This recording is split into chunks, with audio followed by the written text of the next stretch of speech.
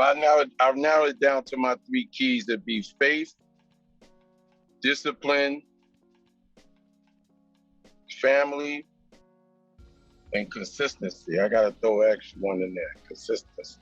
So faith is basically having faith and belief in your belief system in yourself and what you stand for and what you believe in, right? And then you gotta have a higher faith, higher faith in God that actually you have a one-on-one relationship with that actually give you then that invisible faith, right? That's the different level of being spiritually grounded and being spiritually awoken. And that helps you get balance in your belief system and your faith. Your faith in your business was within, your faith in self and just belief and believing in what you're doing, because your faith is unbreakable. All right? Your discipline is just basically being real, being real disciplined in your actions, and being consistent kind of works with that. Being disciplined, being consistent, no matter what's the ups and downs, you're always gonna roll. You're gonna come out and do the same thing every day, no matter how many people told you're not gonna be successful. You're gonna have discipline in your mind, body, and your soul to take care of yourself mentally, physically, and spiritually. You have to have that discipline. That discipline in itself brings forth success. All right? And family is the core piece of Ruff Ryders, to be able to bring family together from all walks of life. Like, family is able to bridge the gap when you can't make it to a meeting, but you can make it, but you can't make it, but your brother he's there to make it. Family is able to bridge the gap to make sure you always have a presence no matter where you at, because they represent you and you represent them, so y'all a reflection of each other. That what makes family a bond. And then, no matter what you go through, you bring that core, you bring that coreness for family. Like you're like a pack of wolves that actually make sure each other's taken care of in the wilderness. And that's your family, that's your base, right? And consistency, just never giving up. And that's just my flow. That's how we move. I mean, that's a Ruff Ryders way, loved by few, hated by many, respected by all. Well, Islam, my brother touched on it, because he was more impacted in Islam than me in the discipline, because he's part of the second generation, raised up under the first generation. I was the third win of the generation. I got the second end of it, but I only had like a good 7-8 years from birth into Islam. I was born into it. My brothers was born into it. My older brothers had about 15, 16 years ahead of years in it direct, so they got it real heavy.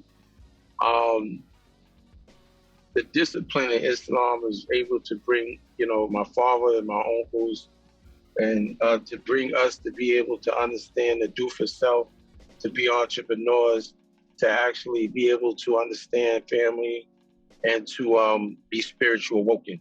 And it was able to put us in a place where that we had strong discipline to get up 4 a.m. every day, to make prayer to God, to make sure that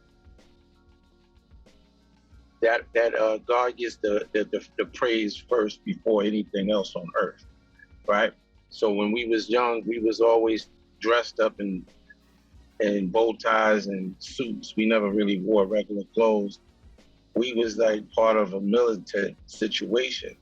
And then when my parents and them faced into divorce, it put us in a place where we had to take our Muslim discipline from our father in the Islam nation of Islam to actually go into the real world at an early age. And then we was able to go into it with morals and principles that we didn't even know that we had fully, but we was tested fully, right? We was tested by going to jail at an early age, 11, 12 years old, in Spofford and different places, and come to find out people are doing the weirdest stuff in there. And the discipline as a Muslim kept me grounded where that I wasn't, going to allow anybody to, take anything from me. I wasn't gonna allow no homo rituals to happen around me. None of that was gonna happen. We was, stand for what's right and be, as righteous as you could be. So, my brother Poe used to come visit me in there, and I was able to stand steadfast. It was difficult times on certain things, but from having that discipline at an early age, I believe from having your discipline being installed in your life from birth to 7 or birth to 8, around that time is very, very crucial for your kids, what you install in them. And so it just really followed us all the way through. We did a lot of ice cream trucks. We used to do summer jobs with my father, and that was installed in us at an early age. So we had a lot of entrepreneurship, do for self. So, being an entrepreneur by heart and spirit and faith was coming from the Deen of Islam, being able to show us to do that and have family. So, my business flows is really basically from my father giving me the outlets to do that at an early age. And I feel business should be done where that everybody benefits from it on some level. So it's kind of different for me, because when I do business for a little bit of everybody to get involved. So it's not just a me program, because for me to just benefit is cool. That's easy. I can do that. That's all day. That's nothing. But for me to be able to put somebody on is a community action, and it's a community wealth. And so I will always reach out to others and family and outside family to come and be involved with